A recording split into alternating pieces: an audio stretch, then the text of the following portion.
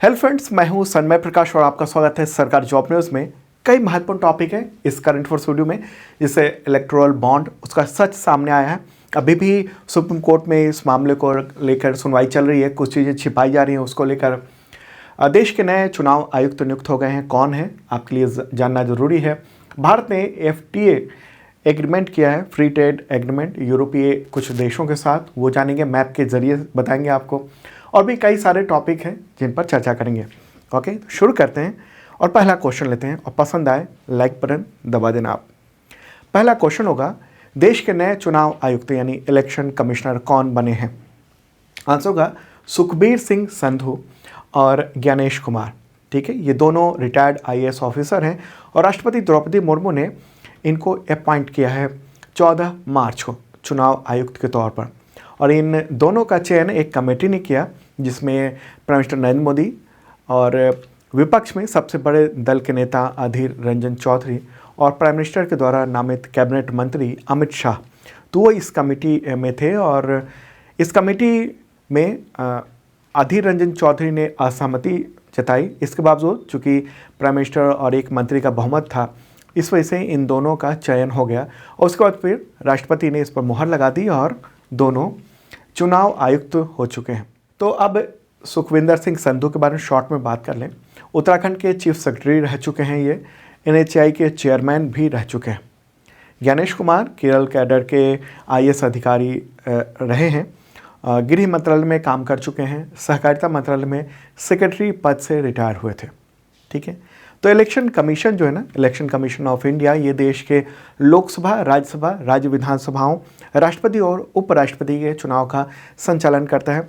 मैंने बताया 3 इसमें सदस्य होते हैं, एक chief election commissioner, 2 election commissioner.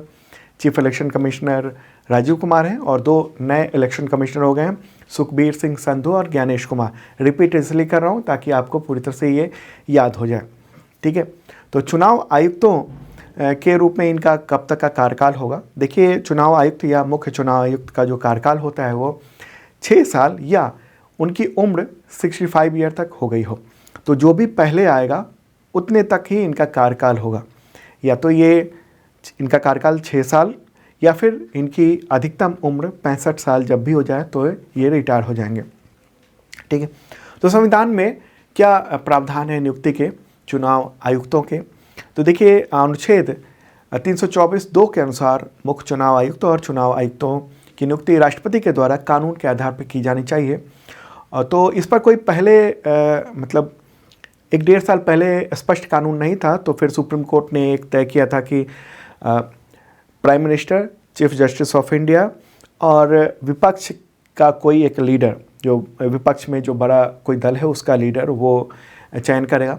लेकिन फिर केंद्र सरकार पिछले साल 2022 में एक कानून लेकर आई थी और उसके अनुसार एक कमेटी का प्रावधान किया गया था, जिसमें प्राइम मिनिस्टर, लोकसभा में नेता प्रतिपक्ष या विपक्ष में सबसे बड़े दल का जो सदन का नेता है वो, और प्राइम मिनिस्टर के द्वारा नामित कैबिनेट मंत्री, तो वो नियुक्त मतलब वो चयन करते हैं। और उसके बाद फिर अपॉइंटमेंट राष्ट्रपति की ओर से किया जाता है। नेक्स्ट क्वेश्चन लेते हैं, और बहुत ही इंपॉर्टेंट क्वेश्चन है, थोड़ा लंबा होने जा रहा है ये वीडियो। क्वेश्चन होगा, सुप्रीम कोर्ट के आदेश के बाद चुनाव आयोग ने इलेक्टोरल बॉन्ड का डेटा सार्वजनिक किया है, तो इसके अनुसार सबसे ज़्यादा किस पार्टी को 60 अरब रुपए का चंदा मिला है? 60 अरब रुपए का इलेक्टोरल बॉन्ड से। आंसर होगा इसका BJP, भारतीय जनता पार्टी। ठीक है, और ये न्यूज़ देख रहे हैं, electoral bond data, BJP received 6000 crore यानी 60 अरब रुपया, हाईएस्ट एमॉन्ग ऑल पार्टी, जो टोटल पार्टी है ना उनमें सबसे ज़्यादा। तो इलेक्टोरल बॉन्ड का सारा डेटा जो ना चुनाव आयोग ने 14 मार्च को जारी कर दिया अपनी वेबसाइट पे, और ये 763 पेज की 2 लिस्ट है। एक लिस्ट में बॉन्ड खरीदने वालों की जानकारी है और दूसरे में राजनीतिक दल को मिले बॉन्ड की डिटेल है कि कितना रुपया मिला है। ठीक है, हालांकि इसका मिलान अभी नहीं हुआ है कि किस कंपनी ने किसको चंदा दिया है, ये पता नहीं चल रहा है, लेकिन इतना तो पता है कि किस कंपनी ने कितना इलेक्टोरल बॉन्ड खरीदा और किस पार्टी ने कितने इलेक्टोरल बॉन्ड भुनाए हैं। ठीक है, तो सुप्रीम कोर्ट ये कह चुका है लेने और देने दोनों का भी मिलान करवाया जाएगा, और ये 15 मार्च को यानी आज ही सुप्रीम कोर्ट ने काफ़ी नाराज़गी भी जताई कि आखिर क्यों इलेक्टोरल बॉन्ड का जो नंबर होता है उसको डिस्क्लोज़ क्यों नहीं किया गया। यहाँ पर एक सीक्रेट नंबर होता है इस जगह, जो आपको वैसे नहीं देखेगा, लेकिन ये सीक्रेट नंबर होता है, ख़ास तरीके से ये दिखता है यहाँ पर नंबर। तो उस नंबर को क्यों नहीं जारी किया गया है कि किस बॉन्ड का क्या नंबर है, ताकि उससे मिलान हो सके, जो रिसीवर है उसको ये पता चल सके। ठीक है, तो इसके बारे में अभी बहुत सारी परतें खुलनी है और ये भी कहा जा रहा है कि सारा डेटा अभी जारी नहीं किया गया है, ऐसी भी आशंका जताई जा रही है। और इसी वजह से सुप्रीम कोर्ट ने डांट लगाई है और एसबीआई को कहा है कि आप जो है वो नंबर भी, जो बॉन्ड्स का जो सीक्रेट नंबर है उसको भी जारी करो। ठीक है, तो टॉप 10 जो राजनीतिक दल हैं उनको कितनी रकम मिली है ये भी यहाँ जानना जरूरी है। लोकतंत्र में ये बहुत ज़रूरी है कि किस पार्टी को रकम मिल रही है, यह जानकारी हो सके। और सुप्रीम कोर्ट ने जो ये प्रावधान किया कि खुलासा होना चाहिए। अभी और बताएंगे आगे आपको कि इलेक्टोरल बॉन्ड जो है ना, उसके तहत ये गोपनीय रखने का प्रावधान था, जिसको सुप्रीम कोर्ट ने खारिज कर दिया कि कौन किस पार्टी को चंदा दे रहा है इसके बारे में पता ही नहीं चलेगा। तो ये जो गड़बड़ झाला था और ये सुप्रीम कोर्ट के मतलब उनका ऐसा मानना था कि ये असंवैधानिक था, गड़बड़ था, तो उसका खुलासा हुआ है। तो ये देख लीजिए, एक एक करके सब चलते हैं। सबसे ज़्यादा बीजेपी को मिला 60 अरब रुपया, यानी 6060 करोड़ रुपए। और टोटल जो फंड जनरेट हुआ इलेक्टोरल बॉन्ड का, ये टोटल है अब तक का जितने भी इलेक्टोरल बॉन्ड जारी हुए थे उन सब का डेटा है। तो 47.46% डेटा ये है, यानी इतनी रकम टोटल का केवल एक ही पार्टी को मिला। दूसरा स्थान है टीएमसी का, ममता बनर्जी वाली पार्टी को, उसे 1609 करोड़ रुपए जो है वो मिले हैं। ठीक है, उसको टोटल का 12.6% हिस्सा मिला है। उसके बाद तीसरे स्थान पर है कांग्रेस को, उसे 1421 करोड़ रुपए मिले और ये टोटल का 11.14% है। ठीक है, तो ये अंतर आप देख रहे हैं, यहाँ से यहाँ और फिर यहाँ से यहाँ में इतना अंतर है। फिर बीआरएस है, भारत राष्ट्र समिति तेलंगाना में जिसका बेस है, उसे 1214 करोड़ रुपए और टोटल का 9.51% है। फिर बीजेडी, बीजू जनता दल, नवीन पटनायक वाली, उसे 775 करोड़ रुपए मिले और टोटल का 6.707% है। फिर अलग अलग और पार्टी का देख रहे हैं कि डीएमके जो तमिलनाडु की पार्टी है, फिर वाईएसआर कांग्रेस पार्टी जो कि आंध्र प्रदेश में है, उसे फिर टीडीपी तेलुगु देशम पार्टी, फिर शिवसेना को इतना मिल रहा है, राष्ट्रीय जनता दल को 72.5 करोड़, आम आदमी पार्टी को 65.5 करोड़ रुपए मिले हैं। तो ये डेटा जो ना वो द हिंदू में था, वही मैंने वहाँ से यहाँ आपको प्रेजेंट किया है कि टॉप 10 जो राजनीतिक दल हैं उसको कितना चंदा मिला है। और अब हम लोग ये देखते हैं कि जो इलेक्टोरल बॉन्ड है किसने खरीदा। ठीक है, उन सब का डेटा देखते हैं कि किसने खरीदा। देखिए यहाँ पर डेटा का मिलान नहीं हुआ, क्लियर कर दूं मैं कि किसने किसको दिया ये नहीं पता है, लेकिन ये पता है कि किसको कितना मिला, किस पार्टी को, और किसने कितना खरीदा। अभी मिलान होना बाकी है। वो जो सीक्रेट नंबर होता है ना, सुप्रीम कोर्ट ने कहा सीक्रेट नंबर जो यहाँ पर रहता है इसका भी खुलासा करो। ओके, अब देखिए कि सबसे ज़्यादा जो रकम दी है वो future gaming and hotel services private limited ने दी है। कितना? 1 अरब से ज़्यादा, यानी 1368 करोड़ रुपए दिए हैं, वो चंदा दिया है इस कंपनी फ्यूचर गेमिंग्स ने। ठीक है, इस पर ईडी वगैरह की कार्रवाई भी चल रही थी, ऐसी सूचना है। उसका mega engineers and infrastructure limited, इसको 966 करोड़ रुपए इसने बॉन्ड खरीदे थे जो कि पॉलिटिकल पार्टी को दिए हैं। उसके बाद quick support chain private limited है, उसके बाद फिर हल्दिया एनर्जी लिमिटेड है, वेदांता लिमिटेड है, ठीक है, एसएल माइनिंग है, western UP power transmission limited है, भारती एयरटेल है, बहुत बड़ी रकम उसने दी, और भी कई सारे ये टोटल ये कंपनियां हैं। देखिए जो इलेक्टोरल बॉन्ड था ना, ये तो कुछ ही टॉप 10 की लिस्ट है और इलेक्टोरल बॉन्ड खरीदने वालों का तो बहुत है। और इलेक्टोरल बॉन्ड जो है ना वो 1 करोड़ रुपए तक का था, मतलब अलग अलग 1000 से लेकर और 1 करोड़ तक का इलेक्टोरल बॉन्ड हुआ करता था और उसको एक सीमित अवधि तक के लिए उसको भुनाया जा सकता था। ओके, तो ये हुआ है और सुप्रीम कोर्ट ने अब 15 मार्च तक की डेडलाइन दी थी कि डेटा को सार्वजनिक किया जाए और ये data state bank of India यानी एसबीआई ने चुनाव आयोग को सौंपा है। शुरू में इसके लिए एसबीआई ने मोहलत मांगी थी, लेकिन फिर सुप्रीम कोर्ट ने इसके लिए इनकार कर दिया था। ठीक है, अब क्या है मामला, चुनाव बॉन्ड स्कीम का विवाद क्या है ये भी समझना जरूरी है, क्योंकि लोकतांत्रिक देश में ये सबसे बड़ी बात होती है चुनाव का मुद्दा, और उसमें ये जो चंदा दिया जा रहा है वो कौन सी कंपनी किसको दे रही है ये भी जानना बहुत ज़रूरी है। अभी ये पता नहीं चला कि कौन सी कंपनी ने किसको कितना दिया है, लेकिन ये है इतना मिल गया है। ओके, देखिए क्या विवाद है। देखिए चुनावी जो या इलेक्टोरल बॉन्ड स्कीम है उसको 2017 के बजट में उस वक्त के जो वित्त मंत्री थे अरुण जेटली, उन्होंने इसको पेश किया था। फिर 2 जनवरी 2018 को केंद्र सरकार ने इसको नोटिफाई किया था और ये एक तरह का प्रॉमिस नोट होता है इलेक्टोरल बॉन्ड, ये इस तरह का दिखता है। इसे बैंक नोट भी कह सकते हैं और इसे कोई भी भारतीय नागरिक या कंपनी खरीद सकती है कंपनी, और इसको एसबीआई ही जारी करता था, उसी को ये अथॉरिटी दी गई थी। इस बॉन्ड को अपने पसंद की पार्टी को डोनेट कर सकता था कोई भी व्यक्ति या कंपनी, बस वो पार्टी जिसे 1% कम से कम वोट मिला हो और कुछ खास जो योग्यता थी वो थी। खासियत ये थी कि बॉन्ड के जरिए डोनेशन देने वाले व्यक्ति या कंपनी की गोपनीयता बनी रहती थी, मतलब ये नहीं पता चलेगा कि किसको दिया गया, ये गोपनीयता बरकरार रखनी थी। यहीं पर बताया जाता है कि ये खेल था कि पता ही नहीं चले जनता को कि किस पॉलिटिकल पार्टी को किस कंपनी ने दिया है और क्या नीतियों में भी बदलाव देखने को मिल रहा है। तो बॉन्ड खरीदने वाला 1000 से लेकर 1 करोड़ रुपए तक के बॉन्ड खरीद सकता था और डोनर के बॉन्ड डोनेट करने के 15 दिन के अंदर में पार्टी को चुनाव आयोग से वेरीफाइड बैंक अकाउंट में कैश करवा लेना था। तो योजना को 2017 में सुप्रीम कोर्ट में ही चुनौती दी गई थी। 2017 में ही सुनवाई 2019 में शुरू हुई, फिर सुप्रीम कोर्ट ने फरवरी 2024 में यह फैसला सुनाया कि इलेक्टोरल बॉन्ड स्कीम असंवैधानिक है, अनकॉन्स्टिट्यूशनल है।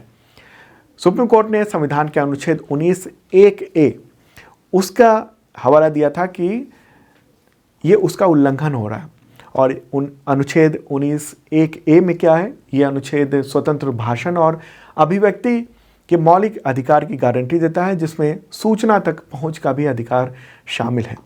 तो सुप्रीम कोर्ट ने ये कहा कि सारा डेटा को सार्वजनिक किया जाए और उसके बाद फिर डेटा सार्वजनिक किया गया है, अभी भी पूरी तरह से खुलासा नहीं हुआ है। ठीक है, तो इस अनुच्छेद के तहत सुप्रीम कोर्ट ने कहा कि सारे खुलासे होने चाहिए और अभी एसबीआई को कहा गया है कि आप जो सीक्रेट नंबर है उसको भी जारी करो ताकि मिलान हो सके किस कंपनी ने किस पार्टी को रकम दी है। क्लियर हो गया बात। चलें अब आगे अगला क्वेश्चन लेते हैं।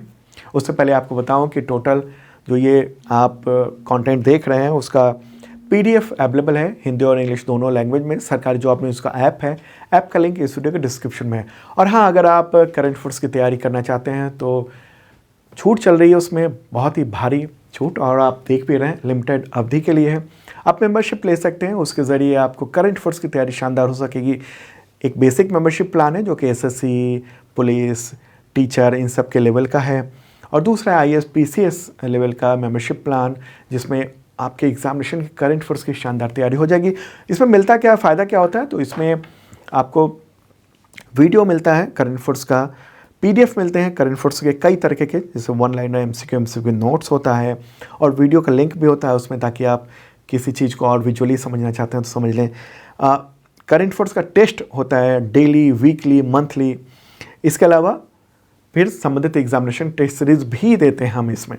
ठीक है, तो देखिएगा ज़रूर, इस वीडियो के डिस्क्रिप्शन में आपके बहुत काम आने वाला है। और ये पीडीएफ और वीडियो तमाम जो है ना, पिछले भी मिल जाएंगे आपको 2 साल के, और अगले जो वैलिडिटी होगी उस वक्त तक का आपको मिल जाएगा एक्सेस ऐप पर। बहुत ही फास्ट ऐप है, देखिएगा ज़रूर इस वीडियो के डिस्क्रिप्शन में।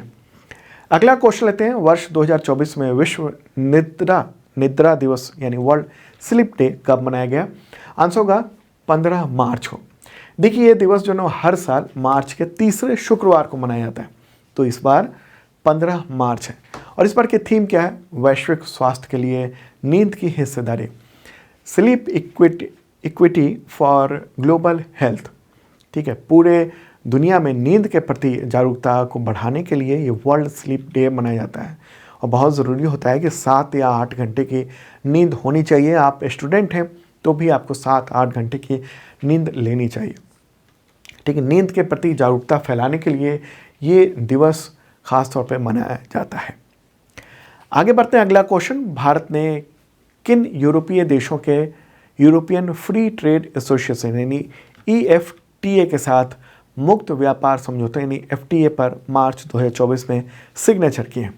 आंसर होगा बी और सी दोनों, यानी आइसलैंड, लिंक्टेनस्टाइन, नॉर्वे और स्विट्जरलैंड। ठीक है, तो ये 4 देश हैं, इनके साथ 10 मार्च को भारत सरकार ने फ्री ट्रेड एग्रीमेंट किया है। ठीक है, तो ये एक ग्रुप है जो कि यूरोपियन फ्री ट्रेड एसोसिएशन कहते हैं। इन सब ने ग्रुप बनाकर फ्री ट्रेड दुनिया के देशों के साथ ये लोग करते हैं। और ये जो चारों देश हैं ना, वो यूरोपीय संघ का यानी यूरोपीय यूनियन का मेंबर नहीं है। ठीक है, ये यूरोपीय कंट्री है, यूरोप जो कॉन्टिनेंट है उसका हिस्सा है, लेकिन ये यूरोपीय यूनियन का हिस्सा नहीं है। ये महत्वपूर्ण बात आप समझ लीजिए। तो ये इस तरीके से ये एग्रीमेंट हुआ है और वहाँ पर जो पीयूष गोयल हैं वो पहुँचे थे, जो भारत के वाणिज्य मंत्री हैं, केंद्रीय वाणिज्य मंत्री। फ्री ट्रेड एग्रीमेंट होता क्या है? देखिए, इसको हिंदी में कहेंगे मुक्त व्यापार समझौता। इस एग्रीमेंट का प्रयोग करने पर ट्रेड को यानी व्यापार को सरल बनाया जाता है। FTA के तहत क्या होता है, 2 देश या उससे अधिक देशों के बीच में आयात और निर्यात जो है ना, उसके उत्पादों पर सीमा शुल्क, सब्सिडी, कोटा, इन सबको सरल बना दिया जाता है। शुल्क या तो बेहद कम लगता है या नहीं लगाया जाता है, और फ्री ट्रेड हो गया। ठीक है, और लगा भी तो बहुत ही मामूली सा लगा, और दोनों देशों के बीच बातचीत होने के बाद ही ये ड्यूटी लगाई जाती है, कोई भी इंपोर्ट ड्यूटी है वो सब। ठीक है, तो और प्रोडक्ट के आयात और निर्यात पर कोई पाबंदी नहीं होती है। ठीक है, क्लियर हो बात। अब हम देखते हैं कि ये जो चारों देश हैं जिनके बारे में आपने ये देखा, आइसलैंड, लिंक्टेनस्टाइन, नॉर्वे और स्विट्जरलैंड, वो कहाँ कहाँ पर है, एक बार मैप के ज़रिए आप समझ लीजिए। ठीक है, तो ये तो रहा अपना प्यारा भारत, और अब चलते हैं यूरोप की ओर। यूरोपीय देश हैं ये सब। तो अभी रेड कलर में जो देख रहे हैं ना आप, ये हैं चारों देश। ठीक है, अब एक एक करके उन सब देशों को देखते हैं। तो सबसे पहले आइसलैंड को देखते हैं। ये एक नॉर्डिक कंट्री कहा जाता है। नॉर्डिक, कई सारे नॉर्डिक देश समूह हैं, उनमें से ये एक है आइसलैंड। ठीक है, यहाँ पर ज्वालामुखी, गीजर, गर्म झरने मतलब लावा क्षेत्र वहाँ हैं। इसकी राजधानी जो है ना वो क्या है, रेकजाविक। क्या नाम है, क्या है राजधानी? रेकजाविक। यहाँ के प्राइम मिनिस्टर हैं कैटरीन जोकोबस्तिर। मुद्रा है यहाँ की आइसलैंडिक क्रोना। क्लियर हो बात। और अब देखते हैं नॉर्वे की ओर चलते हैं, नॉर्वे को देख लेते हैं। नॉर्वे जो है ना वो यहाँ पर आप देख रहे हैं, ये इधर पूरा यूरोप दिख रहा है, उसमें ये रेड कलर में ये है नॉर्वे। इसका पड़ोसी हो गया स्वीडन। ये भी एक नॉर्डिक देश कहा जाता है। यहाँ के प्राइम मिनिस्टर हैं, उनका नाम है जोनास गहर स्टोर। राजधानी है ओस्लो। अब मुद्रा है यहाँ की नॉर्वेजियन क्रोन। क्या है? Norwegian crown. अब स्विट्जरलैंड को देखते हैं, चौथा देश जो कि यहाँ पर है। ठीक है, ये लैंड लॉक्ड देश है और मध्य यूरोप का एक देश है। यहाँ के प्राइम मिनिस्टर हैं वियोला एमहर्ड। राजधानी है यहाँ की बर्न और मुद्रा है यहाँ की स्विस फ्रैंक। ठीक है, और अब चौथे देश की बात करते हैं, उसका नाम है लिक्टेनस्टाइन। लिक्टेनस्टाइन। ठीक है, क्या नाम है? लिक्टेनस्टाइन। लिक्टेनस्टाइन तो यहाँ पर है और ये इस जगह पर है। ठीक है, ये यहाँ पर है, लैंड लॉक्ड है और बहुत ही छोटा सा है। ठीक है, इस देश की जो चौड़ाई है ना यहाँ पर लिक्टेनस्टाइन की, वो तकरीबन 6-7 किलोमीटर की चौड़ाई है और लंबाई देश की आप जानेंगे तो 10-12 किलोमीटर के आसपास का होगा। बस इतना ही बड़ा एक देश है यूरोप में, लैंड लॉक्ड देश है। यहाँ के प्राइम मिनिस्टर भी हैं, डैनियल रिस्क नाम है उनका। इसकी राजधानी है वादुज। क्या है? वादुज। और मुद्रा यहाँ पर स्विस फ्रैंक ही चलता है। ठीक है, इस जगह पर है, बहुत ही छोटा सा। ऑस्ट्रिया और स्विट्जरलैंड के ठीक बीचों बीच में यहाँ पर सीमा पर बसा हुआ छोटा सा वो देश है। ठीक है, तो ये तो आपने जाना मैप में ये चारों देशों के बारे में। ठीक है, तो ये समझौता क्यों किया गया है? देखिए समझौता और क्या फ़ायदा होगा इससे, मतलब तो इससे फ़ायदा ये होगा कि इन देशों के पास साथ भारत और उन चारों जो यूरोपीय देश हैं उनके साथ फ्री ट्रेड हो सकेगा, मूवमेंट आसानी से हो सकेगी। लक्ष्य ये है कि 15 वर्ष के भीतर भारत में 100 अरब डॉलर, लगभग 8.27 लाख करोड़ रुपए उसका निवेश आएगा, वहाँ से आएगा। ठीक है, 100 अरब डॉलर का निवेश होगा। और ये दुनिया के इतिहास में पहली बार ये जो EFTA देश हैं, वो 4 जो देश हैं, वो किसी देश में 100 अरब डॉलर का एक साथ निवेश कर रहे हैं। अलग अलग निवेश किया होगा लेकिन एक साथ निवेश कर रहे हैं। और ये बाध्यकारी प्रतिबद्धता है, मतलब कि बाइंडिंग कमिटमेंट है कि वो उनको भारत में उतना निवेश करना ही पड़ेगा। तो अब सवाल हो कि इस फैसले से क्या होगा। देखिए 4 देश जो है ना उनसे उनमें सबसे ज़्यादा कारोबार जो है स्विट्ज़रलैंड से सबसे बड़ा है। तो भारत अब उच्च गुणवत्ता वाले स्विस उत्पाद जैसे स्विस घड़ी है, चॉकलेट है, बिस्किट है, उन सब पर कस्टम ड्यूटी वो कम कर देगा या हटा देगा।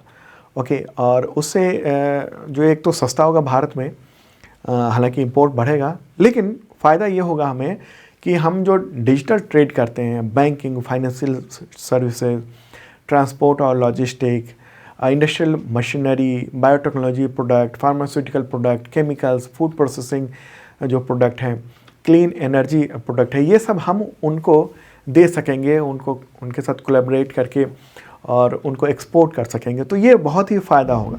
ठीक है, FTA जैसा जो एग्रीमेंट है वो UAE और ऑस्ट्रेलिया के साथ भी भारत कर चुका है और धीरे धीरे हम लोग देख रहे हैं कि अलग अलग देशों के साथ हम एग्रीमेंट करते जा रहे हैं। अगला क्वेश्चन लेते हैं, विश्व उपभोक्ता अधिकार दिवस कब मनाया जाता है? विश्व उपभोक्ता अधिकार दिवस, इसका आंसर होगा 15 मार्च। क्या है? 15 मार्च को ये आयोजित किया जाता है। और इस बार की थीम क्या है? थीम है उपभोक्ताओं के लिए निष्पक्ष और जिम्मेदार AI यानी आर्टिफिशियल इंटेलिजेंस। ठीक है, fair and responsible AI for consumers. ठीक है, तो ये दिन सभी उपभोक्ताओं के अधिकार को उजागर करने के लिए, उनको शोषण, भेदभाव और अन्य प्रकार की जो अनुचित प्रथाएं तो उन सब से बचाना है। देखिए विश्व उपभोक्ता अधिकार दिवस की जो शुरुआत है वो अमेरिकी राष्ट्रपति जॉन F कैनेडी ने की थी। 15 मार्च 1962 को अमेरिकी कांग्रेस में यानी वहाँ की संसद में ये जब भाषण दिया था तो उस समय बोला था। बाद में संयुक्त राष्ट्र ने यानी यूनाइटेड नेशंस ने इस दिवस को की मान्यता दे दी थी। तो दुनिया भर में ये दिवस आयोजित किया जाता है। अगला क्वेश्चन, सूचना और प्रसारण मंत्रालय ने अश्लील और अभद्र सामग्री प्रसारित करने के आरोप में कितने OTT प्लेटफॉर्म को मार्च 2024 में ब्लॉक कर दिया है? आंसर होगा टोटल 18। ठीक है, इन OTT प्लेटफॉर्म पर अश्लील चीज़ें दिखाई जाती थी, वीडियो दिखाए जाते थे, तो उसके बाद ये कार्रवाई की गई है गवर्नमेंट के द्वारा। ठीक है, इसके अलावा सोशल मीडिया अकाउंट को भी ब्लॉक किया गया है। उनमें फेसबुक, ट्विटर यानी X, इंस्टाग्राम, ये सब भी अकाउंट वो सब शामिल हैं। कौन कौन से प्लेटफॉर्म हैं जिनको बंद कर दिया गया है, ब्लॉक किया गया है? जैसे ड्रीम्स फिल्म्स नाम से, वो भी, Yessma, uncut Adda, Triflicks, X prime, neon X VIP, Besharams, hunters, rabbit, extra mood वगैरह वगैरह कई सारी हैं। ठीक है, तो केंद्रीय सूचना और प्रसारण मंत्रालय ने किया है, तो उसका मंत्री कौन है? अभी अनुराग सिंह ठाकुर हैं। अगला क्वेश्चन लेते हैं, किस देश में शोधकर्ताओं ने 8 आँखों और 8 पैरों वाली बिच्छू की नई प्रजाति यूस्कॉर्पिस क्राचन तो उसकी खोज की? आंसर होगा थाईलैंड। थाईलैंड में इसकी खोज हुई है। थाईलैंड में जो केंग क्रचन नेशनल पार्क है वहाँ पर वन्यजीव अभियान चला रहे थे वो लोग, जो रिसर्चर्स हैं, तो उन्होंने इस नई प्रजाति के बिच्छू को ढूंढा है। वैसे 8 आँखें और 8 पैर बहुत कम देखने को मिलते हैं, तो एक नई प्रजाति भी मिली है जिनमें भी इस तरह की चीज़ें देखने को मिली हैं। ठीक है, तो ये एक इम्पॉर्टेंट मुद्दा है। और अब हम देख लेते हैं कि थाईलैंड कहाँ पर है मैप में, उसके बारे में भी जान लेते हैं। ये रहा अपना प्यारा भारत, और थाईलैंड जो है ना वो यहाँ पर है। ठीक है, ये वाला जो रेड कलर में देख रहे हैं आप, ये है थाईलैंड। इसकी राजधानी है बैंकॉक। यहाँ पर सम्राट भी होते हैं, वो हैं वजीरा लोंगकॉर्न। ठीक है, वजीरा लुंगकॉर्न सम्राट का नाम है। प्राइम मिनिस्टर का नाम क्या है? श्रीथा थविसिन। मुद्रा है थाई बात। अगला क्वेश्चन, कर्नाटक ने या कहें कर्नाटक सरकार ने कॉटन कैंडी और गोभी मंचूरियन में किस रंग या डाई के इस्तेमाल पर प्रतिबंध लगाया है? आंसर का रोटामाइन बी। क्या है? रोटामाइन बी। ठीक है, तो हार्मफुल ये कलरिंग एजेंट है जिस पर ये बैन लगाया गया है कॉटन कैंडी और इनमें जो इस्तेमाल करते हैं। यहाँ तक कि कॉटन कैंडी में ये जो कलर वाला जो कॉटन कैंडी है ना, इस पर तो पूरी तरह से बैन लगा दिया गया है। ये कलरफुल नहीं मिलेगा। वाइट कलर ये कॉटन कैंडी तो मिल जाएगा, लेकिन ये इस तरह के कलर में नहीं मिलेगा क्योंकि इसमें रोटामाइन बी जो डाई होता है उसका इस्तेमाल किया गया है, जो पहले से भी इस पर प्रतिबंध है, लेकिन अब राज्य सरकार ने कहा है कि बिल्कुल ही नहीं होना चाहिए इस्तेमाल। और गोभी मंचूरियन को भी कलर देने के लिए इसका इस्तेमाल किया जाता है रोटामाइन बी। तो इससे स्वास्थ्य पर बहुत ही बुरा प्रभाव पड़ता है, खासकर बच्चों पर भी प्रभाव पड़ता है। कैंसर जो है ना वो इसकी वजह से हो सकता है, ऐसा कहना है डॉक्टर्स का और रिसर्चर्स का। ठीक है, तो इसका इस्तेमाल के आमतौर पर क्या होता है, फूड कलर डाला जाता है। फूड कलर जो है अलाउ है, लेकिन ये जो केमिकल है डाई का इस्तेमाल कर दिया गया है जो कि जहरीला है, वो उसकी वजह से इस पर बैन लगाया गया कि ऐसा नहीं हो पाए। ठीक है, और ये वाला जो कलर वाले जो कॉटन कैंडी है उस पर तो बैन ही लगा दिया गया है। आगे बढ़ते हैं। अगला क्वेश्चन, केंद्र सरकार ने अहमदाबाद शहर के आसपास के उपनगरीय क्षेत्रों में इंफ्रास्ट्रक्चर डेवलपमेंट के लिए एशियन डेवलपमेंट बैंक यानी एडीबी के साथ कितने रुपए के लोन का समझौता किया है? आंसर का $181 मिलियन, लगभग 1501 करोड़ रुपए होते हैं। तो गुजरात सरकार ने ये किया है फैसला। गुजरात की राजधानी क्या है? गांधीनगर, और चीफ मिनिस्टर हैं भूपेंद्र भाई पटेल। अगला क्वेश्चन लेते हैं, पाकिस्तान के प्रांत पंजाब के पहले सिख मंत्री का नाम बताएं। देखिए, पंजाब में अलग अलग राज्य हैं, उसमें एक राज्य पंजाब भी है। तो वहाँ पर पहली बार कोई सिख व्यक्ति मंत्री बनाया गया है। आंसर का इसका सरदार रमेश सिंह अरोड़ा। क्या नाम है? सरदार रमेश सिंह अरोड़ा। ठीक है, तो पाकिस्तान के पंजाब की जो मुख्यमंत्री हैं वो हैं मरियम नवाज़। ठीक है, वो भी किसी प्रांत की पहली महिला मुख्यमंत्री। तो वहाँ पर पहले सिख मंत्री नियुक्त किए गए हैं, बनाए गए हैं। पंजाब की जो प्रांतीय असेंबली है उसके 3 बार के सदस्य हैं ये सरदार रमेश सिंह अरोड़ा। ठीक है, तो ये था इंपॉर्टेंट करंट अफेयर्स आप सबके एग्जामिनेशन के लिए। कल फिर मिलेंगे ताज़ा तरीन कंटेंट के साथ, और इस वीडियो के डिस्क्रिप्शन चेक कर लीजिएगा। सरकारी जॉब न्यूज़ का जो ऐप है वो आप सबके लिए है।